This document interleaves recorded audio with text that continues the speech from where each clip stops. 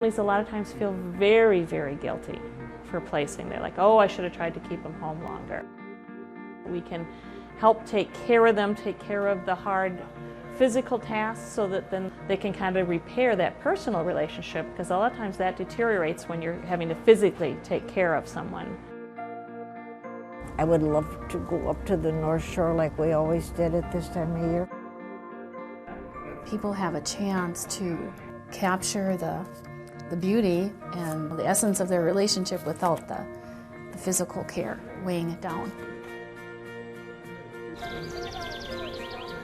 They're just so accommodating and so wonderful with the people that are in here. And they'll give you your dignity. They'll listen to you. I thought, I'm so stubborn that I could go on doing it, but I found out that at the end there, I couldn't. There was no way. My family's very happy. They like it. They've got something to do every day if you want something to do. You can hardly keep up with everything they've got to do. It's a tough decision, but I'm happy with it. They have a very strong feeling about serving those who serve. They sincerely love veterans. Home for Heroes is a co-production of the Minnesota Department of Veterans Affairs and TPT's Minnesota Channel. Funding for this program has been provided by Minnesota Veterans for Veterans Trust Fund. When people come into assisted living in particular, even if it's a crisis, I would say in 99 out of 100 cases, the family and the resident will say a month later, I cannot believe we waited as long as we did to come into this setting. I can't believe how much better Mom's health is. I can't believe how much more social she is, how much more engaged she is in this different kind of community. And it has relieved me of this role of being focused only on Mom's health issues or dementia issues or whatever they are. And I can again become a member of her family. Bill just stared at him. I don't know that he knew he was Mr. Hoole. I don't think so. But, right, hon. He has Alzheimer's. He's had these bad symptoms for, I'd say, a year and a half, and it just kept progressively getting worse. The children wanted me to do this a long time ago. They thought I was silly to try and handle it, and I said, I will know when I can't do it any longer, and I knew when I couldn't do it any longer. I'm at peace with the decision, and all the neurologists said, actually too, that I would know when the time came to admit him someplace. You okay? Got to go home and see Frosty and Annie. Frosty's the white cat and Annie's the little chihuahua. He retired as a warrant officer from the Army. Between the Guard, after service, he put in 31 years. They miss their daddy. I tell them I'm going to see Daddy, don't I, hon? I think he deserves to be taken care of, yes, and it appears that this is where he will be for his final years. I will say years. Yeah. He's in good hands.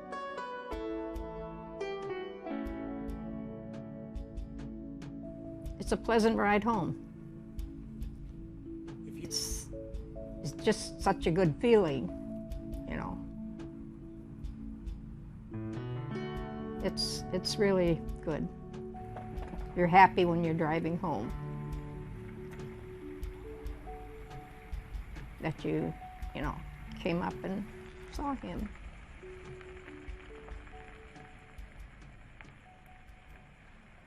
I think often we underestimate the impact of caregiving on the caregiver, him or herself. And we know more and more today that caregiving can create a drain on the health of the caregiver, and certainly there is an emotional impact as well. What we often see when someone moves to an assisted living setting or a community nursing home, for the spouse particularly who's been the caregiver, there is an opportunity to fully again be the spouse and not be the primary provider of health services and physical support services. And that can give both the resident and their loved ones a new lease on life.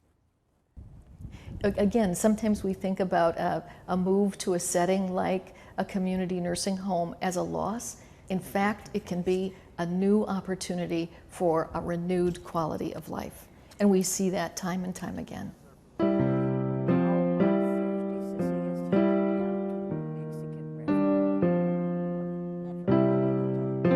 I'm so glad that he's happy here, because there's complaints by a lot of them, but he's happy with the food, and so that really makes me glad, because for a long time I thought, oh, I should maybe not kept him home a little longer, but he would be falling in. I think I have told her time and again, I'm glad that they made the decision, you know, to part company with her so she wouldn't have to take care of me, because it's made it so much easier for her. And you couldn't beat it for me, being here. Oh, it's been just super, being here as a veterans home.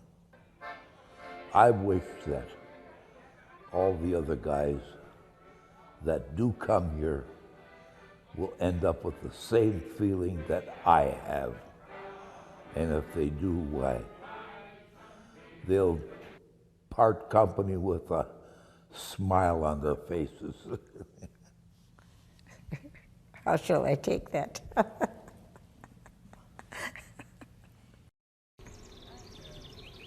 My daughter and my granddaughter both knew about the home here, and someone suggested they come and look at it, and they did, and they were very happy. And I was in a nursing home, a private-owned one in the cities, and this is a far cry from that. I must say this is wonderful. After I had a couple of little strokes and stuff like that, that caused me caused my wife, I should say, to have to make a decision, which is a very tough one. She's still my wife today, and lives right outside of town here.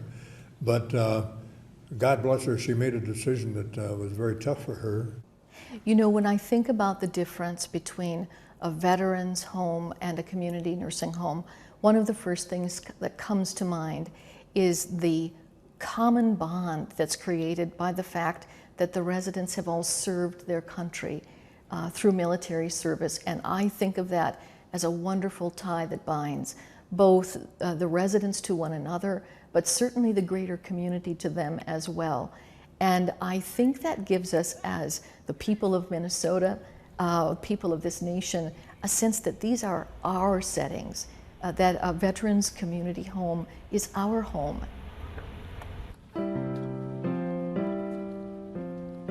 She can be in here because I was in the military, which is very nice, I think. Well, it's a gut-wrenching decision, I suspect, in most cases. In many, many of the cases, it's because there's been a crisis. It's because there's been a medical incident, or your Alzheimer's or dementia has progressed to the point where the caretaker just can't manage anymore. Well, it was hard for me to make it, but my children were after me because I had no life of my own. I was taking care of her at home for the last 10 years before that, before I brought her up here. So they just thought I had to have a little life too. So usually she'll smile as soon as she sees me. Yeah. And a lot of times she'll start singing in German, of course, and then she wants to kiss and says, "I love you." So she still recognizes me, which is good. If I miss a day, some of the staff might say, "Where's Harry?" Or they'll tell Ingrid the day that I'm coming that I'll be here pretty soon. So she waits for that, don't you?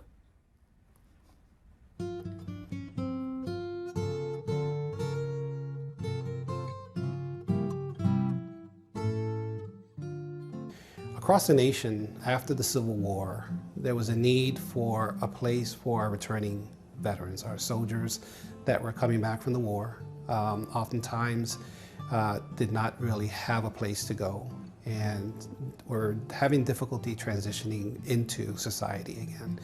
The legislature throughout the nation identified a need for a place that veterans can call home. It's a tranquil place, a place where it would be considered a place of honor, a home where veterans can live and still be part of the community. And today we look at our veterans' homes as the same. The veterans, the mission hasn't really changed. It's a place of honor. We treat our veterans and their family members with respect and dignity. And I want them to feel like this is their home and that they enjoy the camaraderie and the time spent with other veterans, telling stories and sharing things. And we owe a debt of gratitude to our veterans community who spends a lot of time coming to visit the veterans and doing a number of programs, activity programs with the veterans. So, it should be a happy place and a place where people want to come. And it's, as I mentioned before, it's a place of honor. The idea and the concept behind having veterans homes in the state is to provide care to as many veterans as possible. We provide care to aged and disabled veterans and their families. And so we want to be able to spread out throughout the state and be able to provide care as close to where they live or where they're from as possible, to limit the travel for family members to have to come from northeast Minnesota all the way into the Twin Cities to visit their loved one here in Minneapolis. So the intent is to get out and spread the wealth across the state. I have 5 homes located in the state. Minneapolis Veterans Home is the original veterans home here in the state of Minnesota. It sits on a very beautiful campus with several buildings here.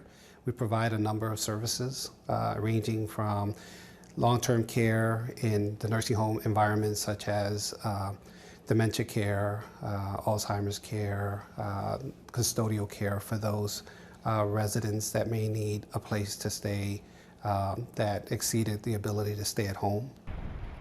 The Laverne Veterans Home is an 85-bed nursing home. They provide skilled nursing care. We do have a special care unit where we have veterans that may need some additional assistance with maybe memory care, dementia, Alzheimer's type care. Fergus Falls is the newest of our veterans home. Has been around for a little over 10 years. The veterans home there is, again, an 85-bed, just like the Laverne Veterans Home.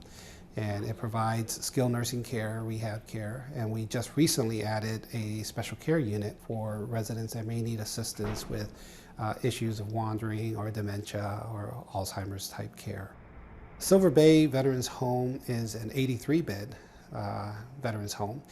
We provide skilled nursing care at that home, and we have an area of the home that is also a special care unit for that home, and we provide that for those that need dementia or Alzheimer's care.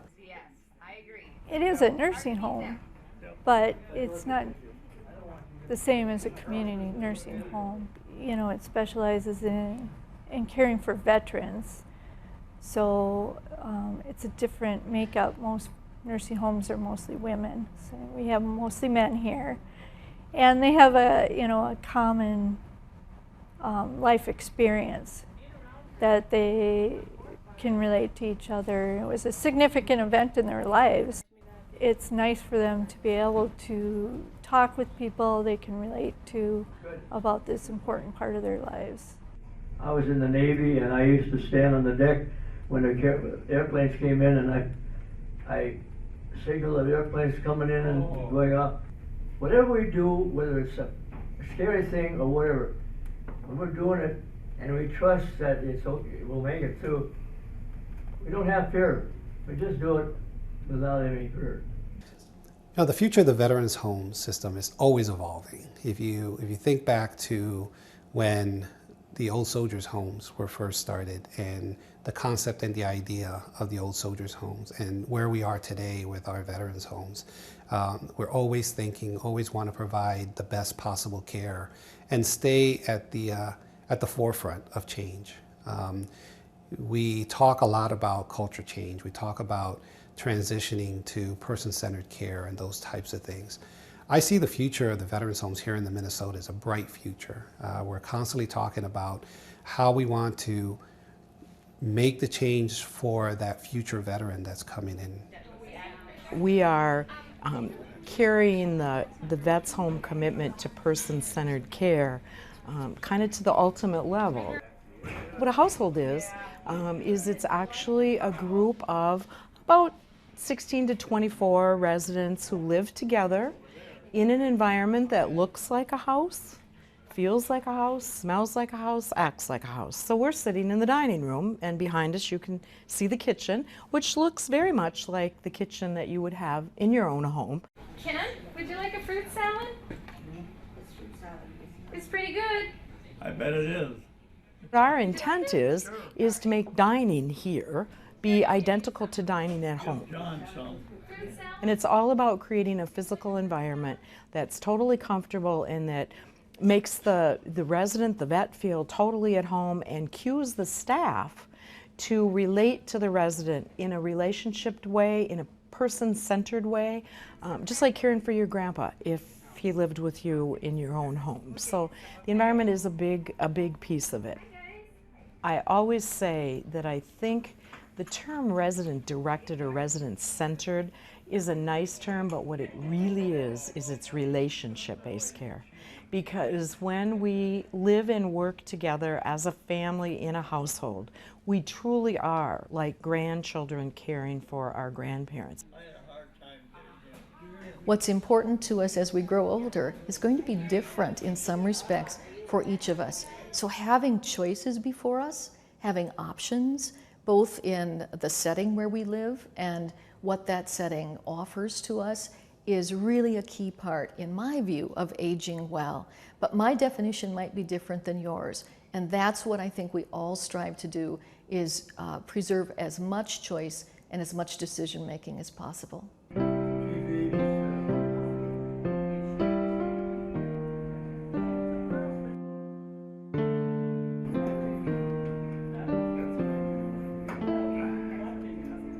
I think it's going pretty good for him. I think he's at home. He did a lot of sleeping. He was kind of bored at home. Didn't have that much to do and liked to be just by himself a lot. Couldn't take care of myself.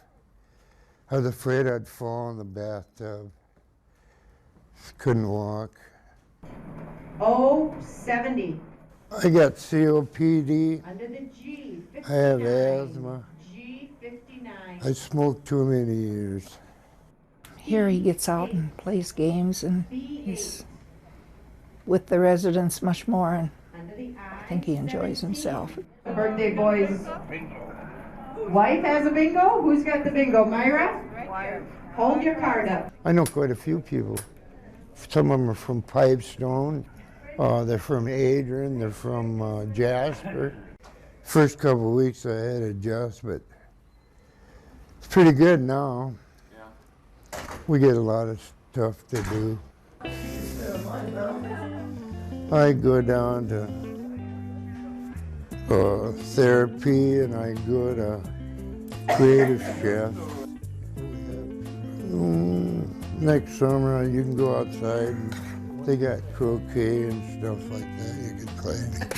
Since when do we follow the recipe, Ray? All right, they're going in the oven. Ray, how long do they have to bake for? And they take you on bus tours of the country and they go fishing. His walking is poor, so he uses a wheelchair. Here's my roommate. And he's on the inhalers. He uses that, I think it's 3 or 4 times a day.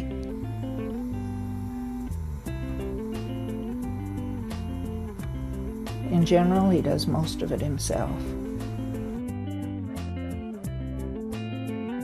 I come 3 times a week. Tuesdays, Thursdays, and then Sunday noon, I have dinner with him. Is he pretty excited to see you?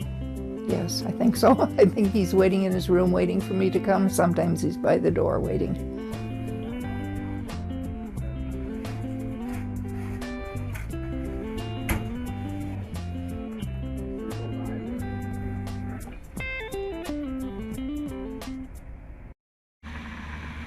The Hastings Veterans Home is a little different from the rest of our homes. The Hastings home is not a skilled nursing facility. It's called a domiciliary, or most people would know it as a boarding care. And so at that home, we have the average age is a little younger than our other homes, about 56, 57 years of age. We provide a lot of independent type activities. We encourage the residents there to make a lot of their own independent decisions. They are actively part of a lot of the care that we provide there. They have things that are unique, such as our wood shop. We have a woodworking shop there that they're actually known nationally for the flag cases that we make. I think if there's anything that people, when they drive by here and they drive past this home and they look here out their window and they see, know it's a home for veterans, know that these are men and women that have served your country. And I encourage them to know that, you know, veterans are a foundation of our country, and they house a lot of the rights that we have today as human beings. And to drive past a veteran's home, know it's truly for a veteran. So of course families should be talking about it. You talk about when you're going to have your first child. You talk about whether or not your child, what school your child's going to go to. You talk about whether or not your child's going to go to college. Are you going to buy a house? All those kinds of conversations about transitions in people's lives occur naturally. We don't talk about what happens when you age or when there's a health crisis. Heaven forbid we acknowledge that we are mere mortals. It just doesn't happen. Planning is always a good thing for all of us, generally. And we have 2 waiting lists. We have an inactive waiting list, which is a dormant file, and we just review it annually and to update it. And then the other list is our active waiting list. And the active waiting list is a list of applicants who want to get in as soon as they can. And so people, I'll explain that they have the option on the application sheet itself. It says they have 2 options, wish immediate placement, or they may check the box, do not wish placement at this time. So people who don't want immediate placement, and clarify that, we put them on our inactive list. And what they need to get on that list is a completed application page and a copy of the military discharge paper. Those are the 2 things that are required. It took about 8 months. But I don't think he was ready for it at the time that we applied, but by the time that he came in here, he was ready to go. It was very important because I was told by others, of course, that you better get your name on the list. You better go up there and make the contact. And the right people told me, and I did it. I got it done. I don't always get everything done right when I should, sometimes procrastinate. But I did that, and I'm very, very happy that I did. And the benefit of doing that is that they have, no doubt, spoken with their family members and given them a clue that this is what I want to do. We've started the process. These are my wishes. If something happens to my health, this is where we choose to go. They've hunted down the military discharge paper. They don't have to dig through all the files and wonder where that is or if it is.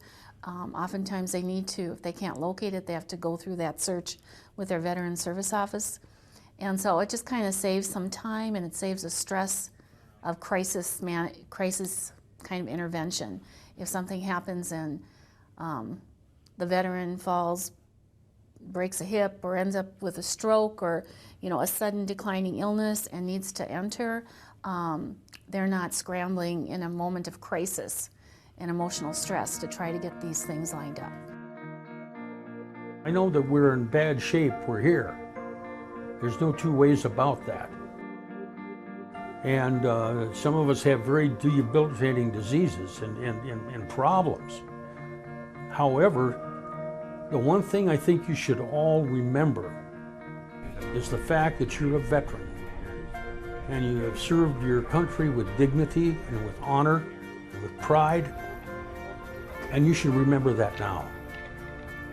And take that with you when you go to bed tonight and think about it, because you have every right to feel those things.